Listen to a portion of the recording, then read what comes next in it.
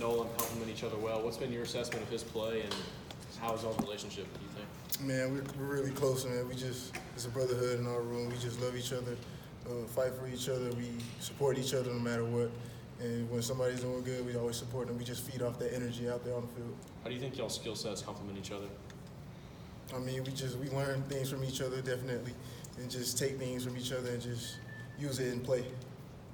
So when y'all go into a new week, go into the defensive meeting room or team meeting room, tell me what all the goals look like. So tell me, so what's on the board when the coaches say we want this, this, and this? Yeah, I mean, we got goals for each game, definitely. We try to meet those goals. We try. Some games we don't get every goal, but we come in, go to the dock, see what we got to fix, and try to get that done throughout the week. You ever seen an offense like Kentucky runs? It looks like they've got some variety. Coach Smart was telling us. Yes, sir, they do. They got speed option. They got receiver playing quarterback. So we're gonna be treating them like a quarterback. They have players that they're elite. So we got to come and play. On the speed option thing, a lot of times there's talk about one guy being assigned to quarterback. And what's your gauge for when you hit the guy and when you don't? I mean, how close does it got to be for you to unload? Man, it's just we got to stick with the game plan and see what the coach wants to do. That's what we got to stick with and see how it play out. You're smiling a little bit. You get to hit the quarterback. Oh yeah, for sure, definitely. I like that. That's what I like. How much did playing against Joyner last week in that second half sort of help prepare you guys this week for a guy like Bowden who can move similarly? Oh yeah, it pretty helped us because we can scheme like that. Mobile quarterbacks like that. We got things. We have certain plays we got for them. And, scheme with that. Are you guys carving out time also for the traditional quarterback in case he comes in? Oh, definitely, for sure. We're prepared for both quarterbacks. Definitely. Is that challenging to do both? No, I don't think it is. Just put it in practice, just doing the work, just preparing for them. How big of a thing is it that you guys haven't allowed a rushing touchdown? Is that a point of pride now on the defense? Like, you've got this deep into the season without giving up a rushing touchdown, sure. Yes, sir. We take pride in stopping the run for sure, not letting anybody in our end zone. That's something we should take pride in the defense for sure, and just continue to come out here and get better and just try to hold on to that and just keep working. For mobile quarterback, is there an outside linebacker that says spy, designated spy for? I mean, it just depends on the game plan. Whatever we dial up for this week, we'll do that. How's this team rallied? I mean, we see the loss from the outside on the Twitter and social media. What's happening inside the building for you guys after a loss like that?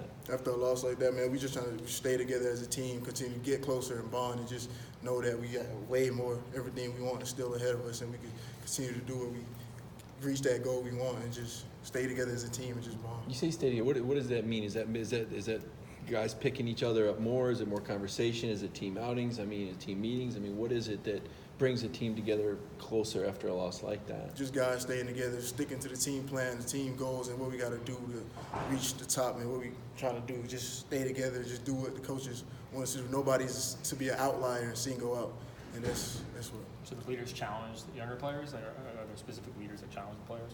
Definitely. We got leaders in each group, so we try to lead each group and just make sure everyone's good, everyone's buying into what we trying to do. How the coaching staff react to this loss in terms of challenging you guys or getting the most out of you? I mean, it just come in. We made mistakes, stuff. We got things we can fix, and just make sure we just continue to work hard and just stick to the plan and just move on. Look past it. It's behind us now, and just focus on Kentucky. So in terms of those goals, can you tell me what some of those might be, or what some of those goals that y'all might have?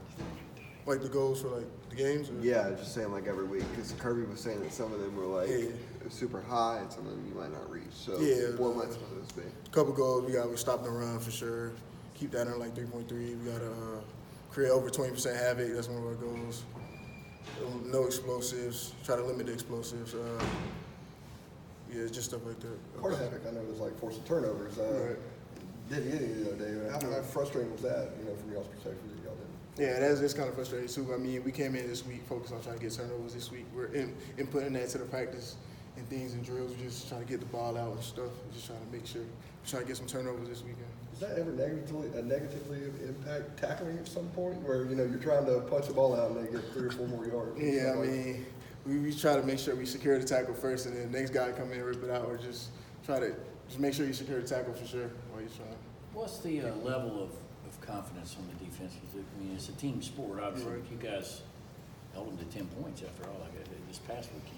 Yes, sir. I mean, we know that we got things we can fix and stuff, and like plays that we messed up, and we just got to come in and fix those plays, and we just got to make sure we're trying to be the best defense. We got to own up to it, and just continue to work.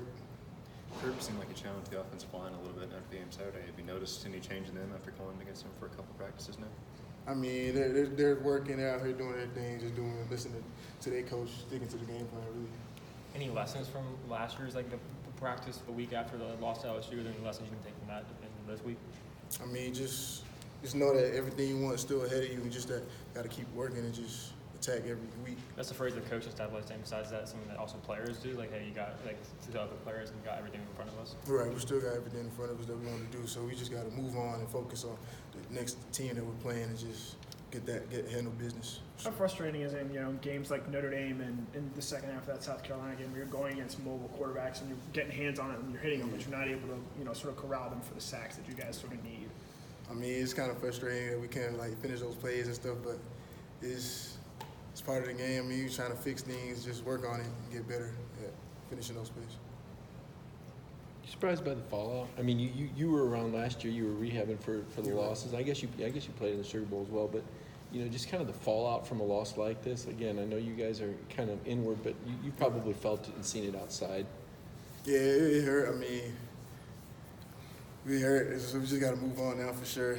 You hear from different people that you hadn't heard from before, or do you see things kind of surprised that kind of maybe find out who your friends are after a loss like that? Yeah, I mean, you see people. I mean, we just try to focus on people in that locker room and just stay together and all that because, the outsiders, they always have something to say, for sure. So, I mean, you just try to focus on the locker room, people inside, the coach staff and all that, just stay together and just keep it behind us and move on. Who gives you guys the Lynn Bowden look on the scout team? I mean, we have a lot of guys, for our scout team, so it's a couple guys that Like a running back? Running back? Is it a scout team running back guy? I mean, do they have? It's not one of your quarterbacks, is it? Nah, it's not one of our quarterbacks. Yeah, scout team running back. I don't think we've talked to you since the Tennessee game. Have any influence on BJ, your brother, y'all's win 2 weeks ago? Oh yeah, I mean, he's still trying to get him here. Yeah, but I'm just trying to get him for sure. He likes Rocky Top. Like you seen what we did to him, man. Just come on over, man. I know they have a good staff and good players and stuff, but just come on, man. Just come home. I'm trying to get him. So it seemed like you could use the argument of your parents. Oh yeah. Giving them sanity, be Definitely. in the same place. Same place. They would love that for us to be in the same spot for sure. That's what they really want, really. But BJ's kind of competitive too, so he's like, oh, I want to do my own thing sometimes, and I'm like, I'm not trying to make your decision for you, but I'm trying to lead you to the best way. As an older brother,